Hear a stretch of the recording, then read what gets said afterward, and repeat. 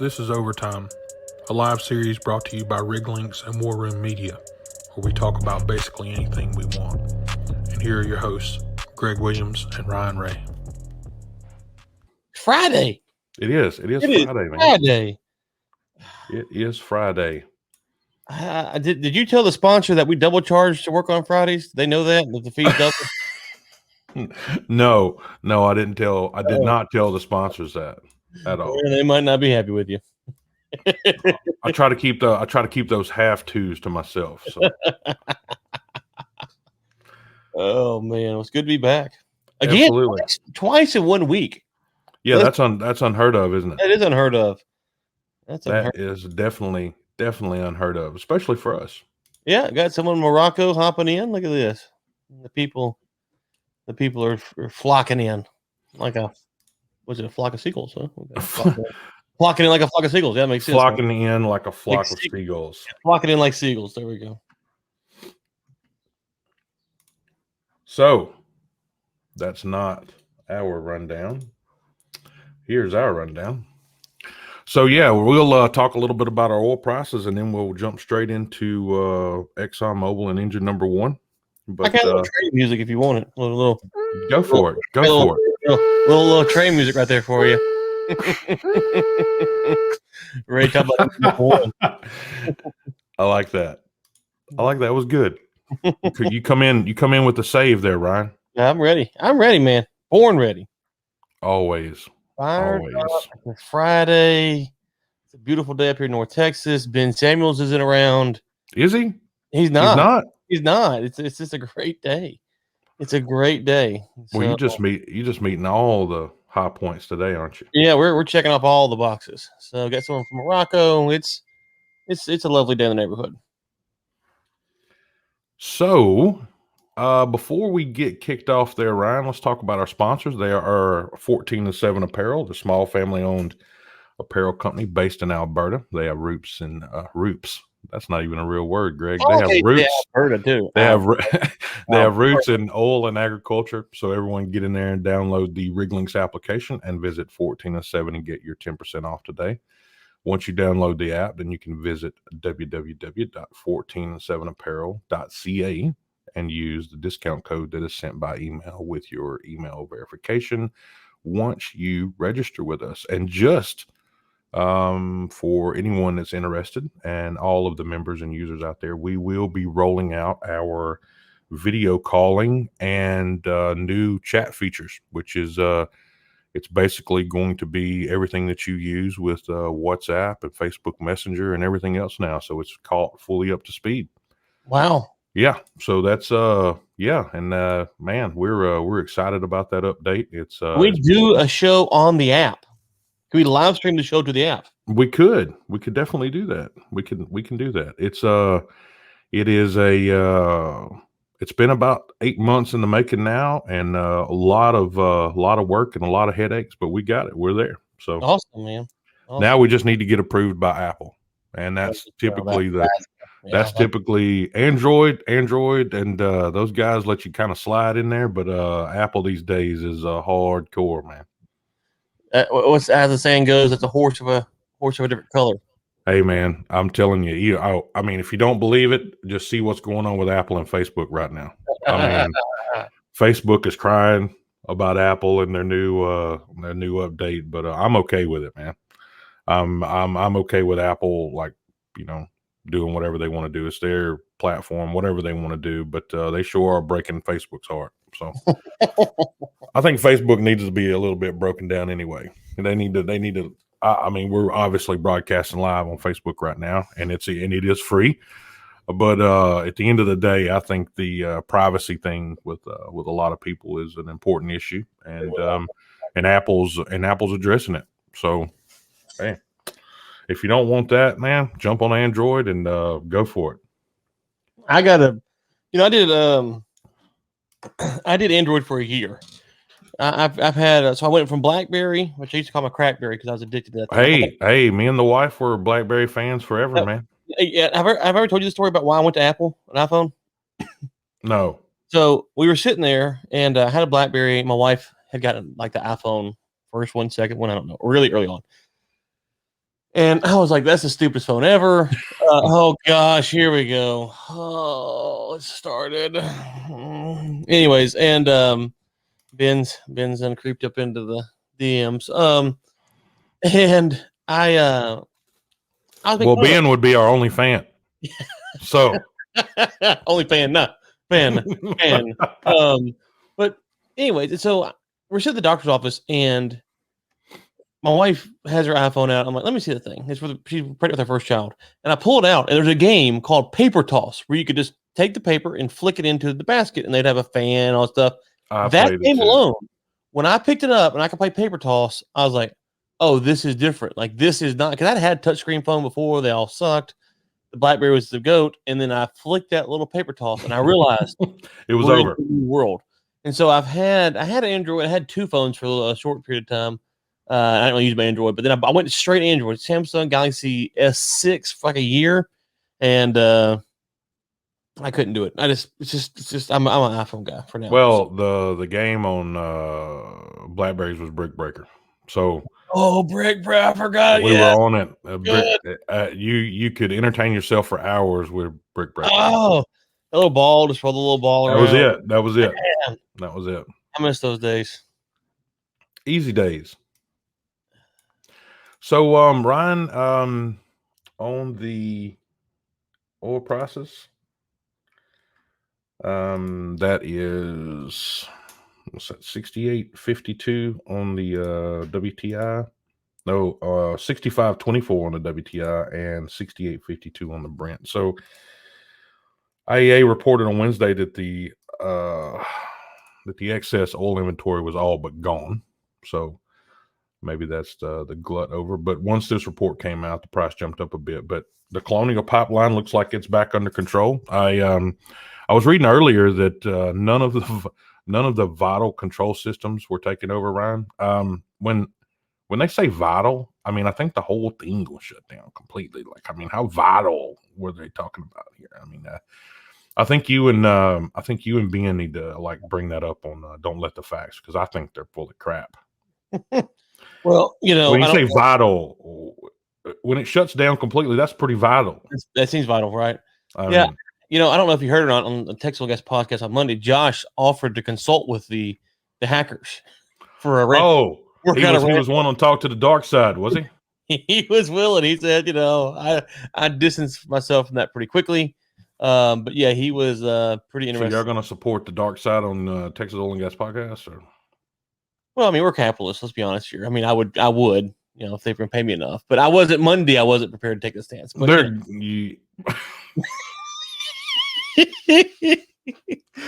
how much you paid? Yeah, what's the pay? What's the pay? They only got $5 million, so I think I don't want to be only $5 million. That's the last I heard. They only got $5 million. So I got to work. If I'm going to work at the criminal organization, those are rookie numbers. If I'm going down, rookie numbers. If I'm going down, we got to talk about hundreds of millions to go down. So dark side, get yourself together. Call me back when you're ready. But as far as the oil glut goes, I don't know if you guys follow at @big_Orin ORRIN at @big_Orin on Twitter. He is an anonymous account, but I do know him personally or talk to him offline personally, and he is a reputable source for what that's worth.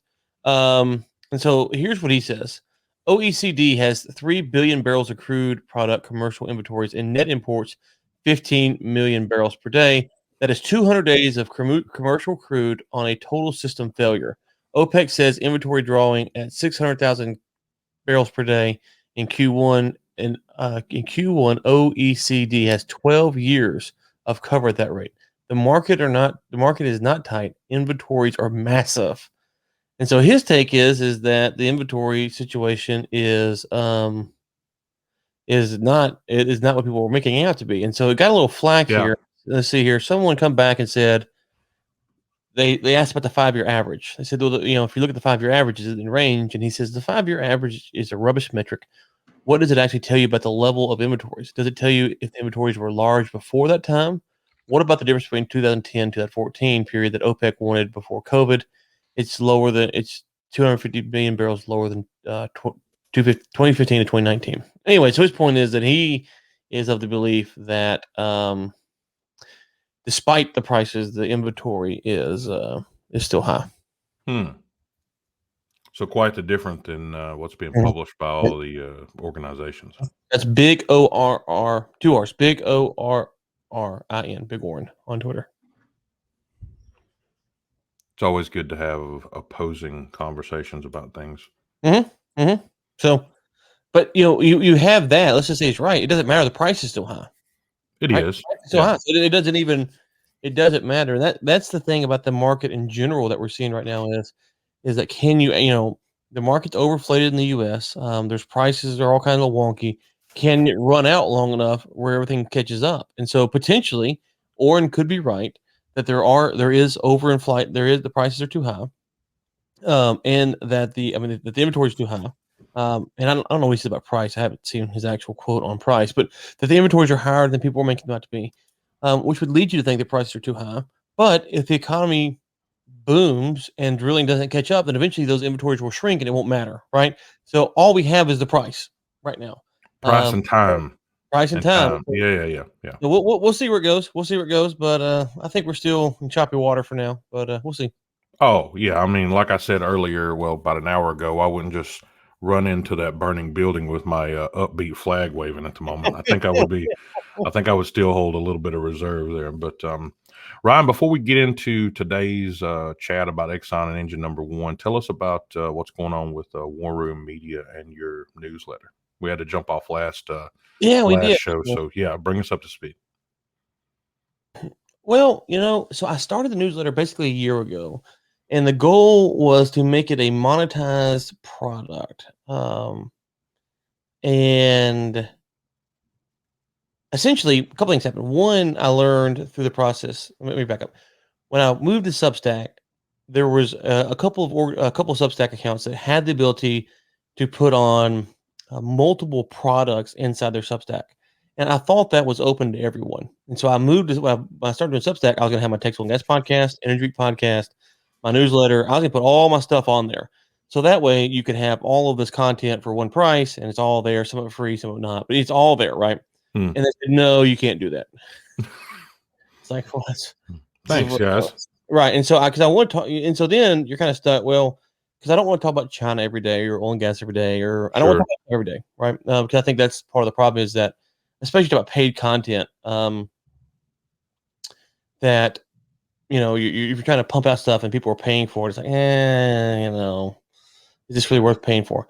But if you can talk about different topics, I think you can kind of do that, and then people can decide which of the topics that you talk about they want to hear you talk about. So they wouldn't let us do that, and it wasn't just us; it was everybody, but like the top big creators. The other thing I learned through the process was it's not the way their Google Analytics work, because it's through email primarily. It's hard to pick up subscribers outside of social media. Right. And so I don't really like to spend a lot of time promoting stuff on social media. And so I don't have a big social media followings. So, your list growth is really slow and really dependent on either you pound it out on social media or, people sharing on social media. And of course, if you don't have a big following, that's kind of hard. So you had that. And so then you're trying to say, well, we want to convert, our list to paying. And at the end of the day, the conversions were just so slow. You're like, man, we had good readership, but the ones that want to pay. And part of that was probably not good enough content, not regular enough. But kind of the premise and so the frustrating thing was I decided I wasn't going to continue publishing on there. And I told someone, or a couple people, let them know privately because we're working on some stuff. Substack sent a thing out, said, hey, we opened up the platform. You can put all your stuff on there now. And I was like, you got to be kidding me. So now you can put all your stuff on there after I'd sent out the same day I sent that announcement out. But that doesn't surprise me. So by that time it was like, okay, because I'd asked him 3 or 4 times, because I understood that would be the best way for me to monetize would be to bring in all of my shows that I can. I don't know about this show, but the ones that I'm in control of, at least Textbook Gas podcast, Energy Week, Don't Let the Facts. I can bring in those shows and put them on there, offer them for free, but at least now they're directly promoting the paid content behind the wall, and they wouldn't do that. So that means if you sign up for one newsletter, you got the same kind. I couldn't slice it up anyway. And so, anyways, the final thing is, like, Biden's raising taxes. I can talk about that here on the podcast with you. I don't think I'm gonna write anything of beneficial that someone needs to pay for, right? I'm not gonna write like I can tell you why I don't like it. You can find that everywhere else. That's not really that. The stuff I have opinions on, I do want to write about, probably in either short ebook or short book format. Try to flesh out stuff in longer format. So that's essentially it. Okay.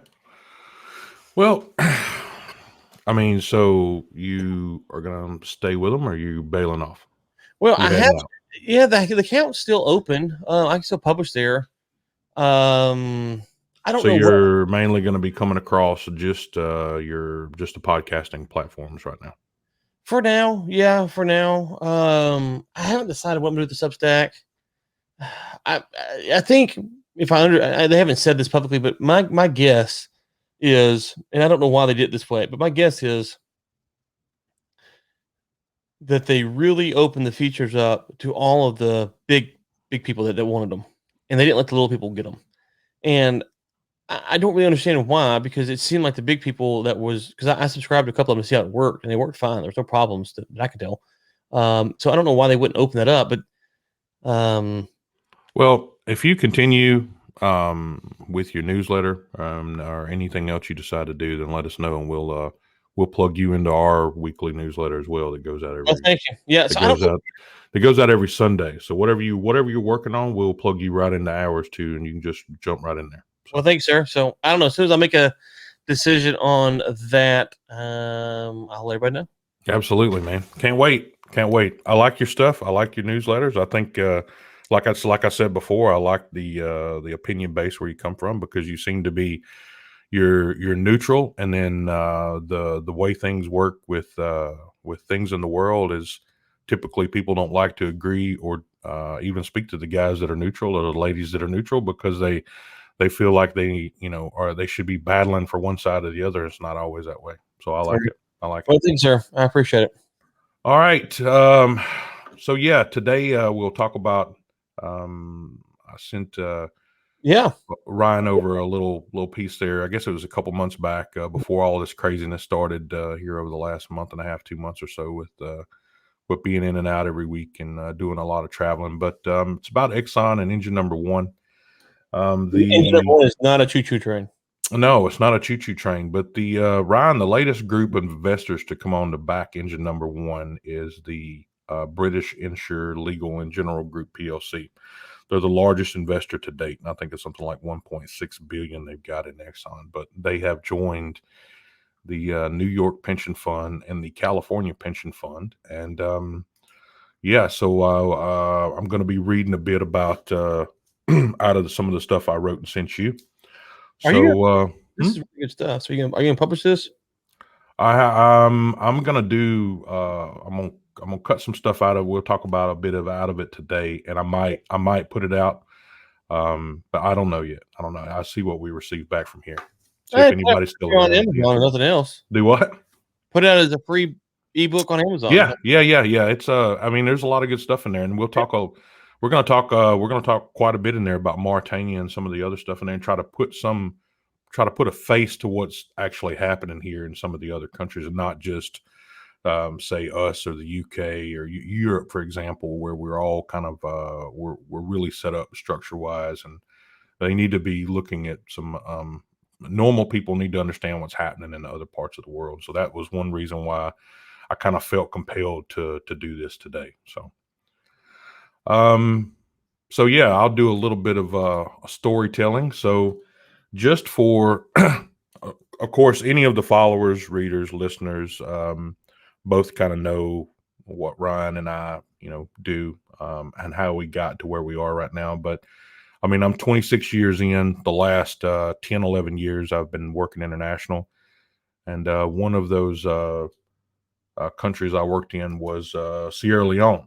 So when I was working in Sierra Leone, my first trip in, I remember getting out of the plane on the tarmac in Lungi International. So if you see here at the map, that's Lungi's just north of Freetown. And if people remember Ebola, when it came out, basically it broke out right here in Sierra Leone. So it came out about 2.5 to 3 months after I left Sierra Leone. But that's besides the point. I'm just talk about what we're, I'm just giving a little bit of fleshing out the story here before we get into Engine One and ExxonMobil, and trying to show people what it's like in countries that don't have stable power. But yeah, I got out of there and got on the tarmac there and looked at the airport, and I was like, man, this looks all right for a country that's if you look at the pictures of Sierra Leone back in the day when I was working there, it looked pretty rough, and I was like, this airport looks pretty good. Outside was okay, inside was okay. Most of my crew, we had carry on, so we just jumped out, went through customs, and it was pretty quick.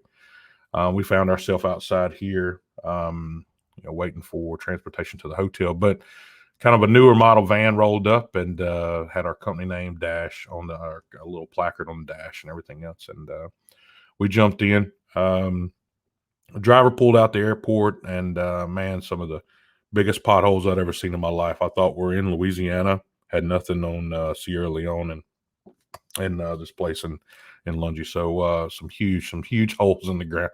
But we got around there, and the airport seemed like the busiest spot in Sierra Leone during the daylight hours. But we pulled out of there, got on the dirt road, and headed out. But the potholes, as I said, they were so large that when it rained, people had to be careful, as like it could submerge a whole normal sized taxi, bro. It was just like it would if you went in there, it would be just like the very top of the car showing. So it was a Grand Canyon sized potholes, right? Wow. So we pulled into this Lungy Airport hotel. Outside it was like white stucco, kind of resembled a hotel from kind of like the 70s and 80s. It hadn't been remodeled. I think it had been there since the 60s, but the design on the outside kind of looked like something from the 80s that we would see here commonly in the U.S. But everything was dusty on the outside and needed a good sweep. But we got our gear unloaded and we headed inside. So here's kind of just an overview of or a picture of Freetown there, and this is an aerial photo of our hotel we were staying in at the time. Not a great photo, but the only one I could find. Mm-hmm. We got checked in, headed into the rooms. We were bunking two to a room, double beds with this. This is the actual photo that I took. That's that was our mosquito nets draped over the beds. That's always weird sleeping under those, isn't it? It is, man. It is. And if you're a rough sleeper, I guess that's better than streaker. If you're a rough sleeper, you'll get tangled up in those guys. So, but the smell in the room was a bit damp, like the air conditioner had been running for a while, and the room was kind of resembled something out of a 80s detective movie. The floor print on the blankets and the bed, and woven wood furniture, and kind of like the floor tiles. It was like something that you would be in, like maybe somewhere far south California, in some kind of surf hotel with like 5 rooms or something. But anyway, we're only there for one night before we were headed out to rig the next day, so it didn't really matter what I was in. I just crawled in and grabbed a nap. But later that night, I got up, grabbed a quick shower. Bathroom was super small; it had no lights. I used my cell phone to light up the room so we could get a shower, so I could get a shower. But the low pressure, it was basically a cinder block square with an opening in the center with no top.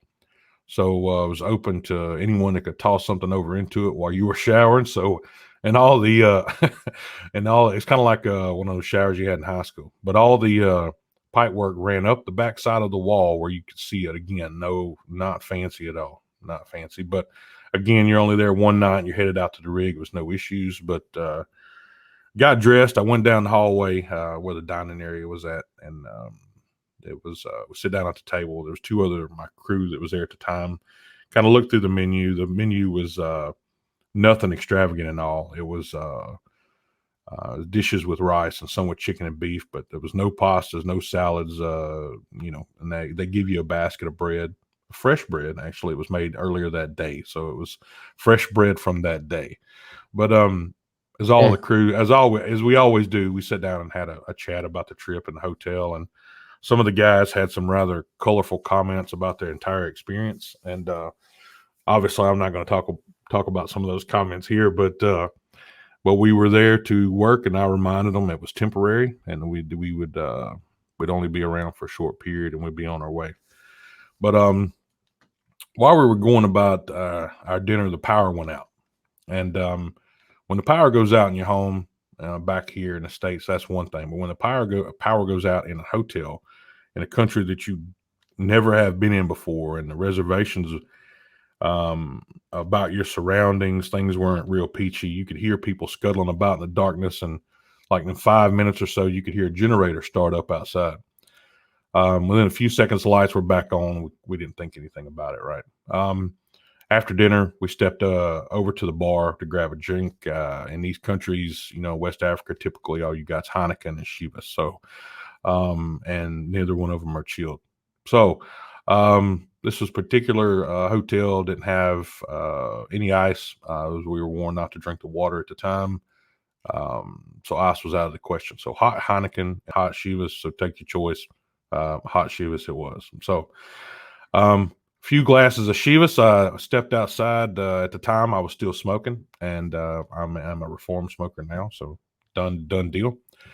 But I stepped out back to have a cigarette, and kind of out back of the hotel and bar area. It was kind of full of trees, not much grass on the ground. It looked like it may have stayed too damp for any grass to grow.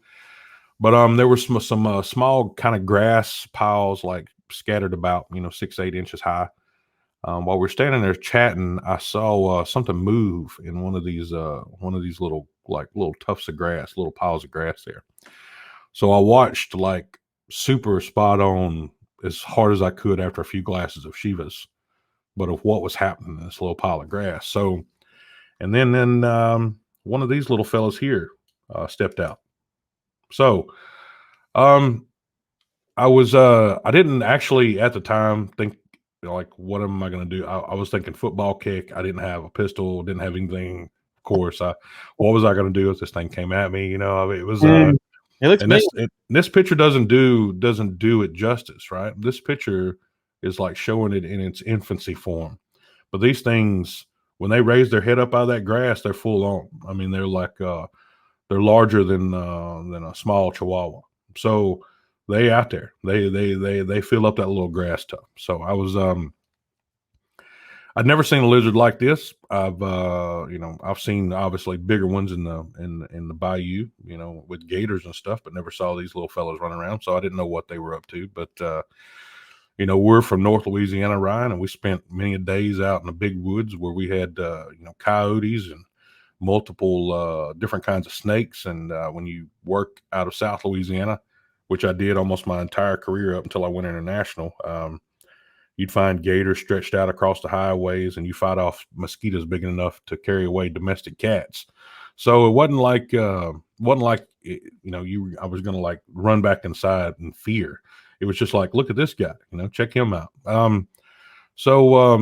Anyway, this guy just caught my attention. So as we were standing there, the power went out again.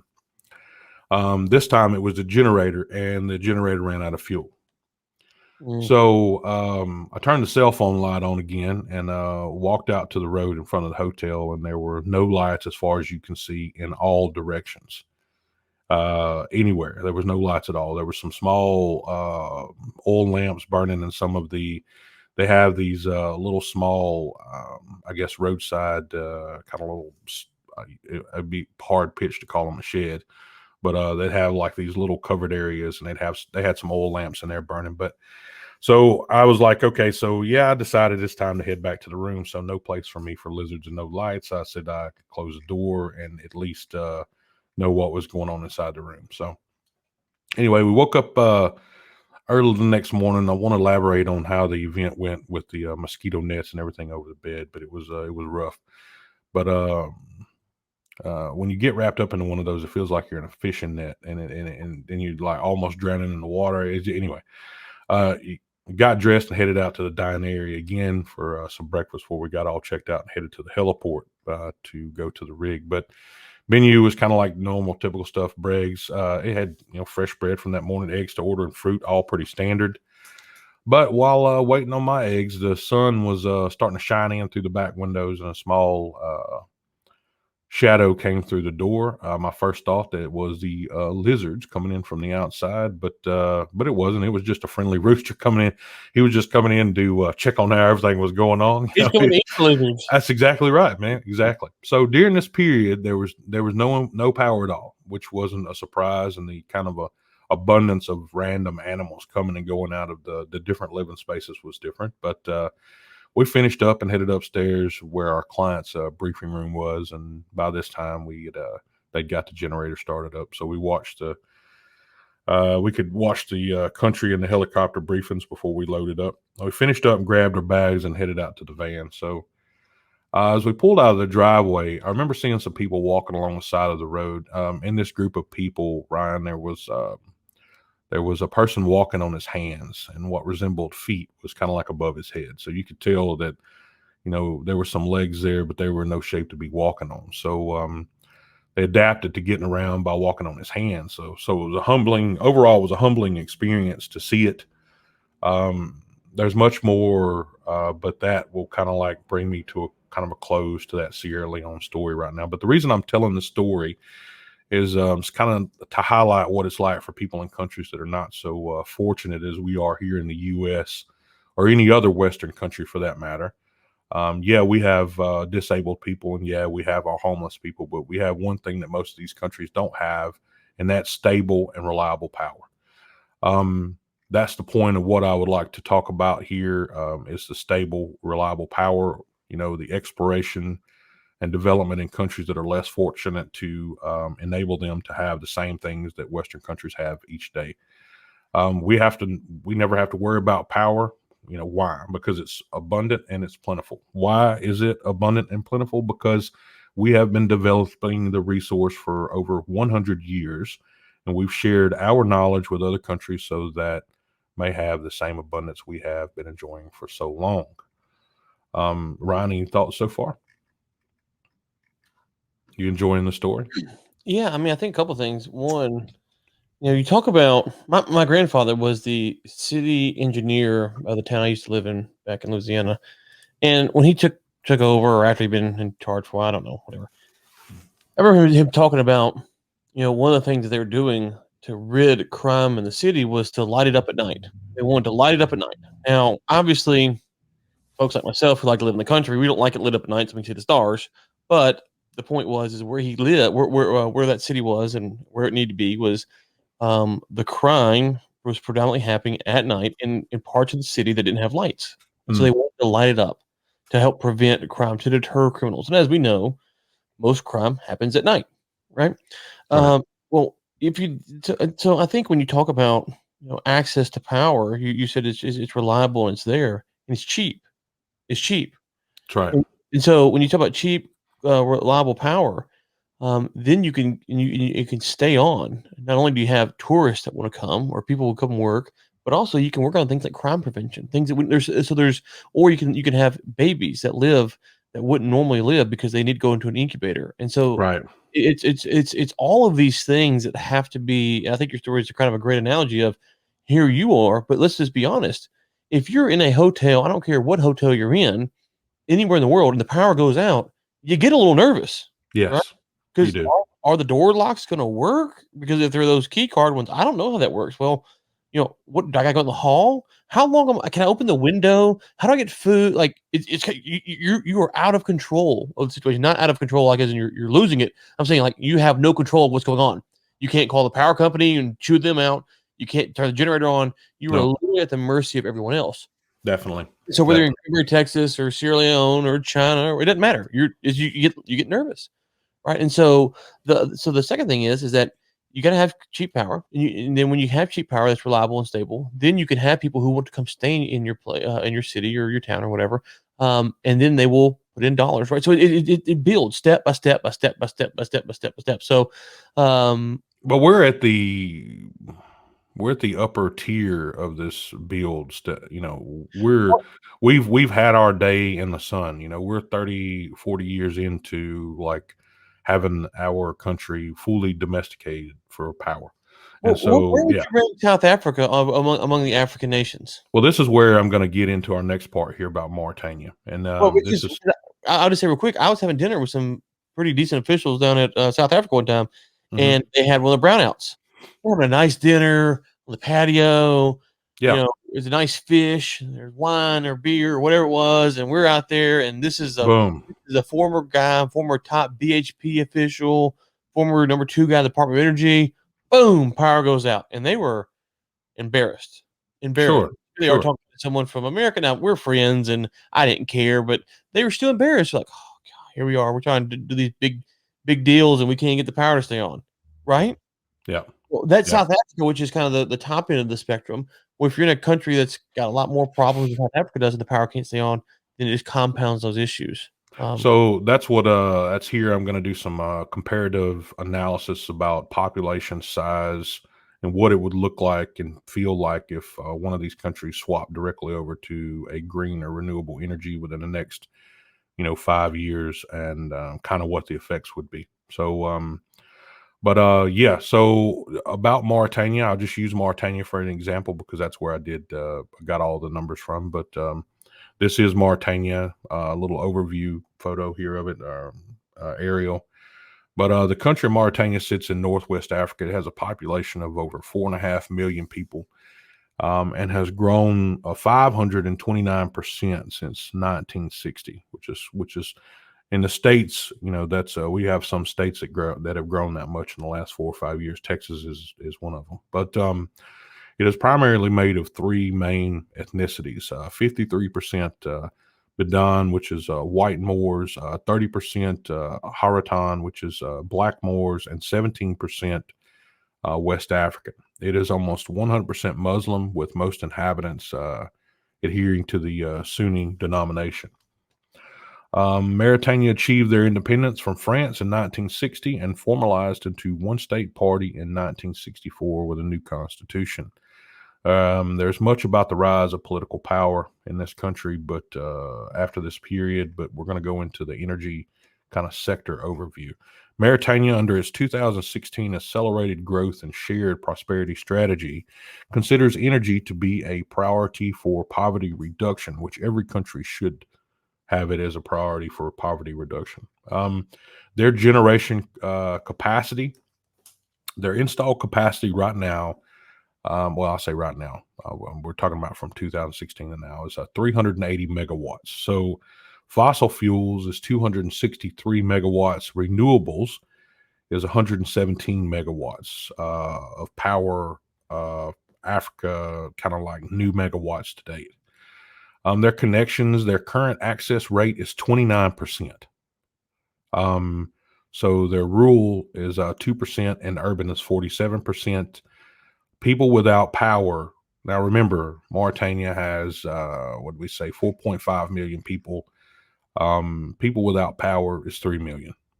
So everyone can let that sink in for a minute. A country with a population of over 4.5 million, 3 million of those people are living without power because of access to funding, credit worthiness of the utility, and lack of stable regulatory structure. So with 3 million people without power, the other 1.5 million are living off of 30% renewables and 70% fossil fuels.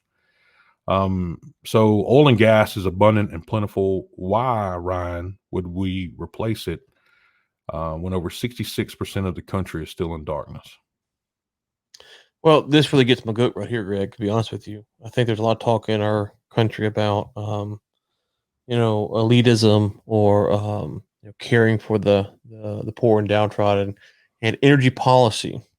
Energy policy is one of the most direct ways you can influence the disenfranchised, the poor, the downtrodden, those who are trying to get a leg up. And to me, when you talk about bad energy policy, it doesn't affect the millionaires or the billionaires who can bring in backup generators, buy extra solar panels, go buy land and put wind farm on it, or lease the land for wind farm, whatever. It doesn't affect those guys. It affects the person, the single mom with 3 kids in the apartment whose light bill went up, 4 or 5% over the month. But for them, that's the difference between having to work extra hours, work another job, can't take the cab, got to walk. Well, now That's she's right. in danger at night on the street. So, the question that you're asking is, is why. And I'm telling you that the answer, unfortunately, is we did not care about people enough to actually give to do the best thing for them in most cases. Now there is sometimes where you look at remote villages that are too far off the grid and you say, okay, well, what do we do here? Well, maybe it is some solar, maybe it is some wind, maybe it is some kind of biofuel thing, because they're so far from the nearest grid to build infrastructure isn't practical. The thing about having these remote places like that, Ryan, is like you can't when you bring something in there, you can't just like tip your toes into it. You got to go full on or nothing at all, because what you tend to do there is you create a generation of people that have luxuries, and then all of a sudden they don't have luxuries anymore. And then those villages become vacated. No one wants to stay anymore because they don't have any power. They don't have anything to connect to.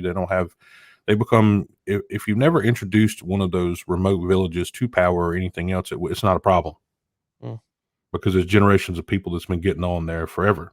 But when you introduce power and modern things to these villages, it changes the entire structure of how they govern themselves, how they get on each day, so it's completely different. So you can't just like go toss a generator and say, hey, check this out, and then walk away.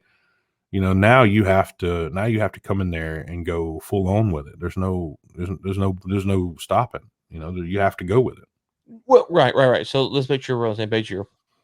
I was in, I think I told the story before. I was in Zambia and they were talking. They had a picture of a woman. I'm gonna say 30s. I don't know how old she was, with a bundle of what's the 18 to 24-inch sticks on her head or shoulder, and she's walking. I said, and the question they asked was, how do we get this woman to working a job online? And I thought, well, probably not, right? You're probably not because I have anything wrong with the woman, because you got to have power. But why would she want to work online? I mean, is she not happy? I mean, I kind of understood where they're going on some level, which is she doesn't have access to the internet. We need to get her power. We need to get her internet, and then then get her job online. And so what, to your point, is you don't want to give people enough that is going to fail and they leave, because then you've kind of left the village probably in a worse spot than it was before. So exactly. I don't disagree with that, but also you have to give people enough where the incentive to build upon where they're at and to move on to the next level is there too.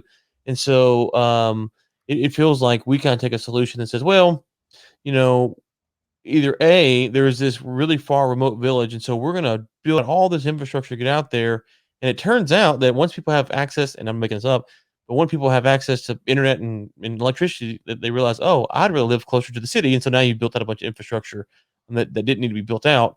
Or you don't build enough and then you have your problem. I'm saying that we should take energy policy on a step-by-step basis. And so there's no big city of 100 million people or 50 million people or 20 million people or 10 million people or 1 million people where we're starting from scratch. The spots that we're starting from scratch are remote villages. That's right. And in those places, I understand you could say you want to take it slow. In these areas, like you're talking about here, they have power. It's just not good. It's not reliable, and it's not cheap. That's and so right. What you're saying, what we're pointing at is don't change the policy so drastically to make it worse. That's right. Worse. We have to make it better, and that's what we get into here. We'll talk about how they've gone into the Paris Agreement and kind of where that puts them at as a country and everything else. But the main thing there was, what about the billions of dollars that we spent on education, infrastructure, management of the current resources? I mean, we're just going to throw it all out the window and act like none of it matters now. We're just going to and this is all just a background setting for the conversation about Exxon and Engine No. 1. So, but again, Mauritania signed into the Paris Agreement on April the 22nd, 2016. So in one hand, you have the Paris Agreement dictating a reduction in global warming, and in the other hand, a country like Mauritania, which has over 66% of their population living in darkness, unlike the United States, which has an abundance of resources, stable power, education, and a system in place to manage the change going into the future. So why would a country like Mauritania sign into the Paris Agreement, right? Top down pressure.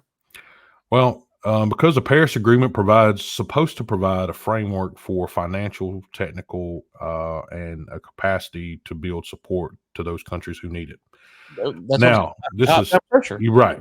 So if you don't do this, you're not going to get what you need. That's right. The Paris Agreement reaffirms that developed countries should now this is coming directly from the accord, so I'm not making any of this crap up on my own. So just FYI for anybody that's listening. The Paris Agreement reaffirms that developed countries should take the lead. Developed countries should take the lead in providing financial assistance to countries that are less endowed and more vulnerable, while for the first time also encouraging voluntary contributions by other parties. Developed countries should take the lead in providing financial assistance. So let me I'm going to continue to emphasize that point because in 2019, Cosmos Energy discovered one of the largest reservoirs in Mauritania, holding an equivalent of 8.9 billion barrels of oil. There are 1.5 million people in Mauritania on the grid right now. So if it and Harper Audio. Sorry. No, that's all right. So that's 1.5 million people on the grid in Mauritania. If it takes the average person 1 year to consume 22 barrels, which that's what we say the average person consumes a year in a domesticated area. That's what we do. That's 22 barrels a year. So that's everything we do basically consumes 22 barrels. That means they could possibly consume a total of 33 million barrels per year. It would take close to 270 years for that 1.5 million people, which we know that more people will be coming on the grid. This is just an average. But it would take close to 270 years for them to consume the entire amount of what Cosmos found in that one reservoir. 270 years. Wow. While the developed countries are still deciding what to do with their own issues, like us and Europe and some of the other places in the world, 66% of Mauritania's population is shivering in the darkness right now. While they have the abundance of one oil and gas find to power them for the next 270 years. Now, what about the CO2? So I'm going to go ahead and kind of put the CO2 in perspective now, because it'll come up. Somebody will ask the question, well, what about, all of that for greenhouse gas? Anyway, here we go. The average CO2 that is created from 1 barrel of gas is 429.61 kg. So if Mauritania burned off all 8.9 billion barrels of that Cosmos find over the next 270 years, that would create 3.8 billion metric tons of CO2. So in 1 year, do you know how much the United States produces? 33.1 billion metric tons. So the next 270 years, Mauritania can't even get a drop in the bucket compared to what the United States does. And 66% of their population doesn't even have power. So who is currently developing resources in countries like Mauritania and some of these other countries that are not developed? It's the international oil companies or the IOCs. These are companies like Sinopec, CNPC, PetroChina, Shell, Saudi Aramco, BP, ExxonMobil, Total, Chevron, Rosneft. All of those companies are investing in the infrastructures of underdeveloped countries. Now, I mean, granted, there's profits made there as well, but again, they're also bringing a very substantial resource to these countries. So before we go all into it, there's recently been a kind of heavy pressure from climate activists on the reduction of investment in infrastructure of oil and gas. Almost all of them are making adjustments to their projects, investments in overhauling the companies to be more in line with what the climate activists and the Paris Agreement deem suitable for the reduction of their CO2 footprint. This pressure makes investing and development in less fortunate countries harder than ever before. Ryan, any comments up to this point? No, I mean, I think you're all over it. So next we'll talk about what's called quantitative easing. So we're embarking into a new era of investment responsibility in regards to oil and gas, or some people think so anyway. Quantitative easing is a form of unconventional monetary policy in which a central bank purchases longer-term security from the open market in order to increase the money supply and encourage lending and investment. Quantitative easing has been used extensively with central banks creating money to buy bonds from financial institutions. So why not use QE or quantitative easing to buy controlling stake in fossil fuel companies? In more common terms, shares of the companies being purchased by large investment firms to enable them to force the companies into making decisions in regards to where the money is invested. These thoughts are largely based on the profit over environment, for which has been wildly used in every conversation about oil companies for the last few years. If you were one of these people in Mauritania without power or clean water, are you concerned with profit, Ryan? Profit Yes. for Exxon? Yes. No. Okay, so if you are, then you're most likely not listening to this show right now. Anyway, there was a piece written by the Harvard Business Review that laid out a plan that would involve one hedge fund company and the placement of their selected board members on the board of ExxonMobil, for which did not get announced in the February 2nd, 2021 8K that was filed by ExxonMobil. Now, of course, it's been a while since I wrote this, Ryan, and sent it over, but that was the last note for their 8K. So, who is Engine Number One? According to their website, Engine Number One is an investment firm purpose-built to create long-term value by harnessing the power of capitalism. They believe a company's performance is greatly enhanced by the investment it makes in workers and communities and environments. They believe that over time, the interests of Main Street and Wall Street should align, and they can engage as active owners to create value by focusing on this alignment. So while we're moving along here, talking about Exxon and Engine Number One, let's not forget about the 3 million people in Mauritania without power at this moment. So I'm going to keep plugging it in there because that should always stay in our mind. That's the main driver of this show. So we want to keep that in there. The investors behind Engine Number One are listed on their website. When you find a bit of free time, have a look through some of their public profiles that are available on LinkedIn. I find it interesting and conversation engaging that the profiles that are public do not have any experience in the energy sector except one person. But each of them have found their way over to the hedge investing and using share purchase as leverage for the environment, all in the name of saving the planet.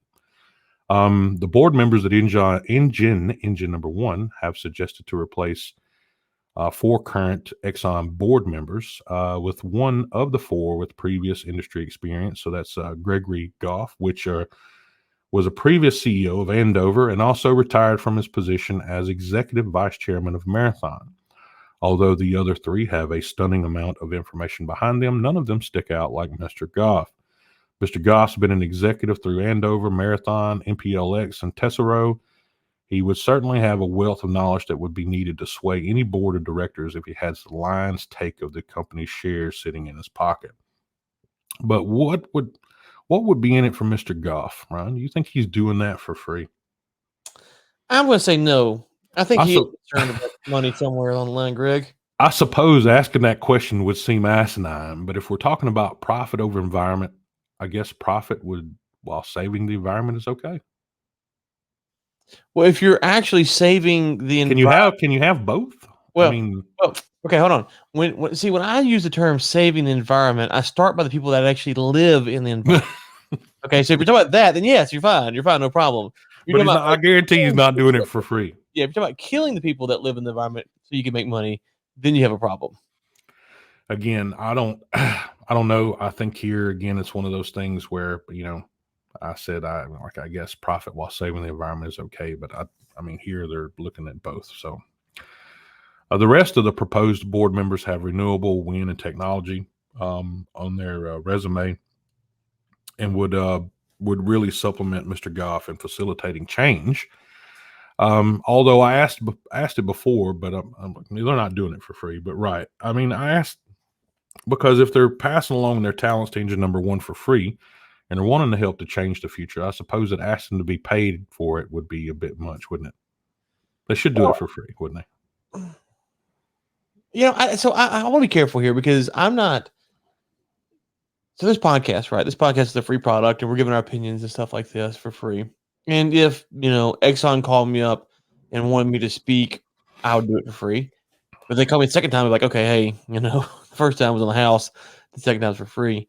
And so I don't think it's contradictory to say that you're trying to do something good and trying to make money. No, I think the problem here is that most of the time what you find with these organizations is what they're doing is not good, and then they're making money. And by the way, because they're pitching it the right way, they're actually making more money than they should because they got the laws passed or whatever it is to help them as well. Well, they're working their way up, Ryan. I mean, I think right now, I think back in Engine Number One, I think they're up to 18% now, or something like that. Mm-hmm. But what is striking to me, looking through all the info, we see that proposing to place these 4 very distinguished people on the board of Exxon, but they're not revealing what their compensation will be. Although every board member that's sitting with Exxon, everything is published publicly. So every single trade, every single dollar, regardless if they're making whatever they're making a year, it's all publicized. So none of the ones that are being put on the board right now are being proposed by by Engine Number One. None of their compensation or proposed compensation has been made public yet. So, I mean, hey, maybe Engine Number One will be willing to make public that compensation, but would be for turning one of the largest oil companies into a proponent for renewable and sit on the throne of energy transition. I haven't come across where this is charity yet, unless I missed it. But so you gotta wonder though. Anyway. Well, I mean, you gotta wonder what is the alternative here, because obviously there's better ways to invest your money, right, than trying to buy up Exxon.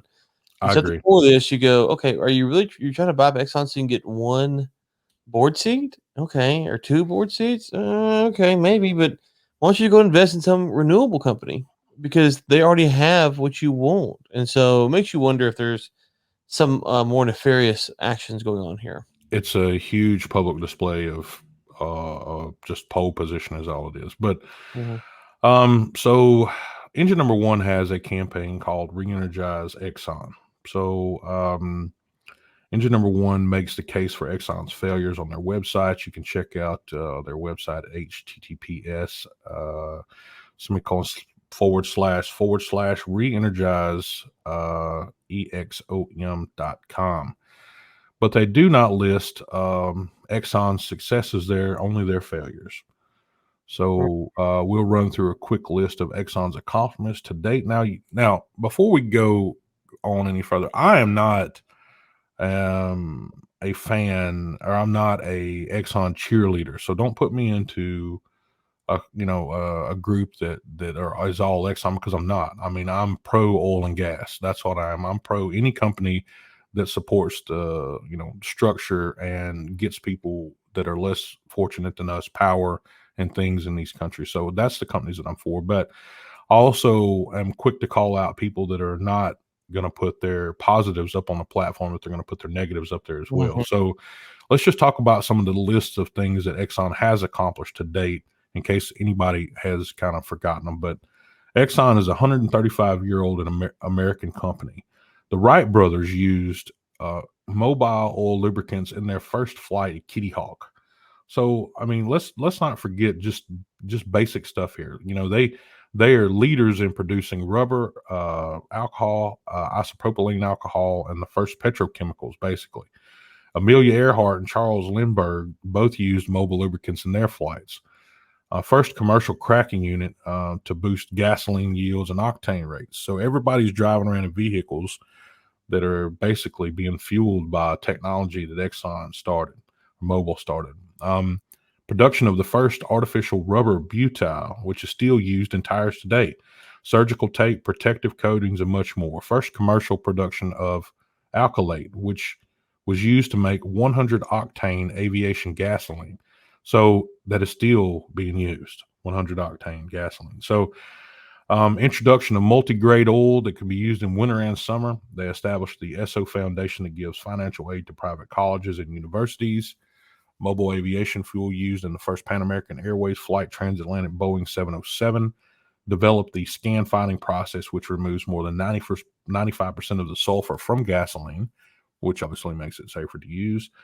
They initiated the GECP at Stanford University to identify energy demand, which, demand with dramatically lower greenhouse gas emissions. So it's not like they haven't been doing anything. They opened the greenhouse gas facility with synthetic genomics to enable the next level of research and testing of algae biofuels. Led the development and delivery of a rapid deployable response system that would eventually be the standard for well control in the Gulf of Mexico. So that would be concerning the Deepwater Horizon and the capping stack. So ExxonMobil was in there leading that. In conjunction with Georgia Tech, developed a reverse osmosis technology that could significantly reduce greenhouse gas emissions associated with plastic manufacturing.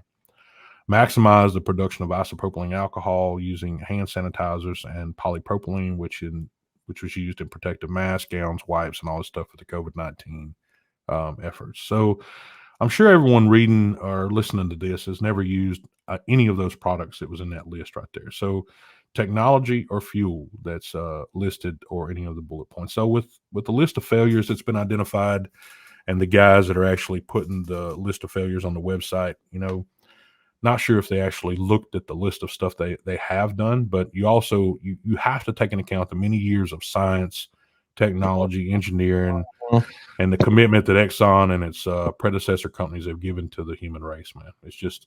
It's amazing at the list of stuff that they have done. And it's not, again, I'm not pro Exxon here. I'm pro oil and gas. That's it. Agreed, man. Absolutely. But just coming to the end here, we covered a lot. I'll maybe try to get this out into some kind of like free, maybe even drop it in a newsletter, give it as a Google Doc or something like that. But ladies and gentlemen, this is why we drill. This is why we explore. And this is why we can never be dependent on a resource that is not fed, powered, generated, or built by the very act of drilling or exploring. If we stop doing this, then the countries that have been teaching and enabling over the last 50 years to have the same will be forced into a learning curve for which they have never overcome the last learning curve, setting them back in time, basically resetting the clock 50 years. Without the abundance of oil and gas, these countries will become reliant on foreign imports and will never live up to their full potential ever. This, of course, leads into plants to, for clean water generation, power generation, roadways, millions of jobs, and basically everything that you look at is oil and gas. Regardless what narrative you want to place on it, the truth is had